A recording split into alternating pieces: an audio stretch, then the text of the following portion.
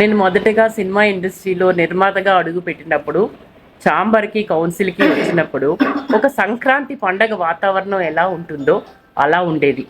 ఒక sector మీటింగ్కైనా EC మీటింగ్కైనా మెంబర్స్తో పాటు చిన్న నిర్మాతలు తమకి సమస్యలుంటే ఆ సమస్యలు చెప్పుకోవడానికి వచ్చి పర్మిషన్ తీసుకొని ఎంట్రీ తీసుకొని హ్యాపీగా అన్నీ చెప్పుకునేవారండి.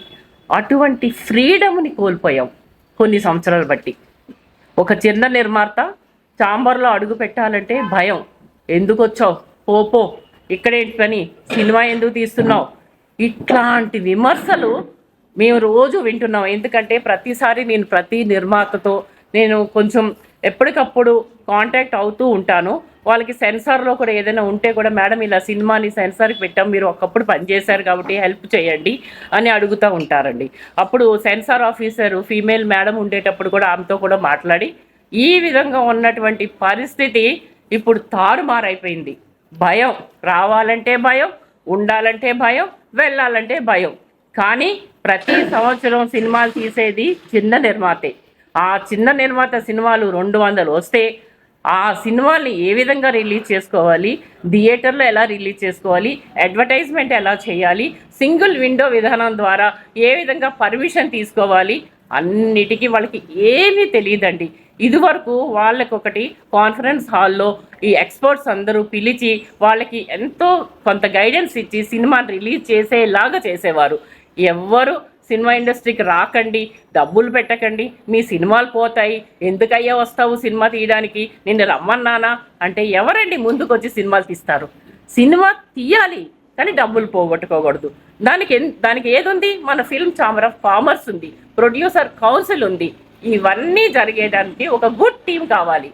చిన్న నిర్మాతలారా, మీకు అందరికీ తెలుసు, ఎవరు ఎవ్రీ టైం అవైలబుల్ ఉండి మీ సమస్యలను ఆదుకొని మిమ్మల్ని గైడ్ చేసి, మీరు మాతో పాటు ఒక మనిషిగా మన ఇంటిలో మనిషిగా ట్రీట్ చేసి వస్తే కనీసం వాటర్ కూడా ఉండదు, టీ కూడా ఉండదు.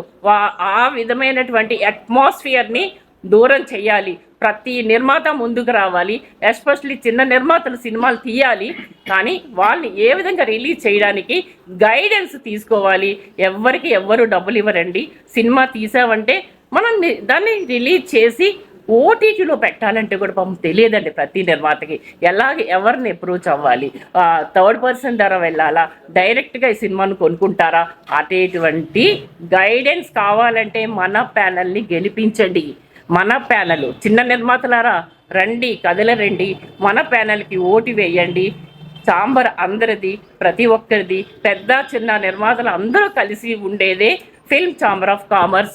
అందులో అందరు మనుగడ బాగా సాగాలి అంటే డెఫినెట్గా మన ప్యానల్లో ప్రతి పెద్దలు, కళ్యాణ్ గారు, చదలవాడి గారు, ప్రసన్న కుమార్ గారు, ఈ విధంగా మోహన్ వడ్ల పట్ల గారు, ఎవరైనా కావచ్చు, ఇప్పుడు చాలా నిక్కచ్చిగా మాట్లాడినటువంటి నట్టు కుమార్ గారు, వీళ్ళందరూ ఎప్పుడు అవైలబుల్ ఉన్నటువంటి పర్సనాలిటీసు. అదే రవిచంద్, నా తమ్ముడు రవిచంద్ మాట్లాడాడు. ఇది వరకు అక్క నూరా మనం వెళ్దాం అన్నారు, మోహన్ వడ్ల పట్ల గారిని పిలిచారు, చదలవాడి గారు ఒక బిగ్గెస్ట్ పార్టీ ఇచ్చి అందరికీ మేము చెప్పి ఓట్లు వేయించి గెలిపించిన తర్వాత ఏ ప్రామిస్ కూడా కీపప్ చేయలేదు. అంతేకాకుండా ఎస్పెషలీ మెడిక్లెయిమ్ గురించి మాట్లాడుతున్నారు. ఈ మెడిక్లెయిమ్ అనేది ప్రతి చిన్న నిర్మాతకి చాలా ఇంపార్టెంటు. ఆ మెడిక్లెయిమ్ని కొనసాగాలి అంటే మన ప్యానల్లో ఉన్నటువంటి మనుషులే కరెక్టు. ఏమా నీకేం కావాలి, ఇలానా, నీకు ఏదైనా ప్రాబ్లం అయిందా, అరే పలానా చోట ఎవరికొకరికి యాక్సిడెంట్ అయిందా, వెంటనే కౌన్సిల్ ద్వారా 4 lakhs రిలీజ్ చేసి ఇమీడియట్గా ఆ బ్లేమ్ను కూడా తన మీద వేసుకొని ఆ విధంగా గైడ్ చేసినటువంటి ప్రసన్న కుమార్ గారు, వీళ్ళందరూ ఉంటేనే మన ఛాంబరు చాలా బాగా సక్సెస్ఫుల్గా చిన్న నిర్మాత కంపల్సరిగా ఇంకా మంచి సినిమాలు తీసి దిగ్విజయంగా ముందుకు మన Telugu film chamber of commerce వెళ్ళాలి. ఇంకా ఆస్తులు అంటారా, ఇల్లులు అంటారా, అది ఏ విధంగా ఉంటుందంటే మనం చేసుకునేటువంటి వర్క్ని బట్టి ఉంటుంది. చిత్రపురి కాలనీ ఆక్షన్కి వెళ్ళినప్పుడు ఆదుకునేటువంటి నాదుడే మన చదలవాడి శ్రీనివాస్ గారు. ఇట్లాంటి వ్యక్తిని ఇంతవరకు నా జీవితంలో చూడలేదండి.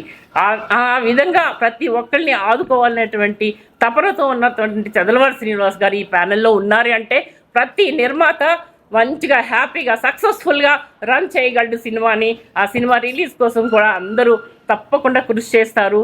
అంతేకాకుండా కోవిడ్ టైంలోనండి ఎంత సర్వీస్ చేశారో ఆయన. అట్లాంటి ప్యానెల్కి హెడ్గా ఉన్నటువంటి కళ్యాణ్ గారిని, చదలవాడి శ్రీనివాస్ గారిని, ప్రసన్న కుమార్ గారి ప్యానెల్ వెనకాతల మేము ఉన్నాము. మా అందరికీ ఓటు వేసి గెలిపించి ఛాంబర్ని నిలబెట్టండి.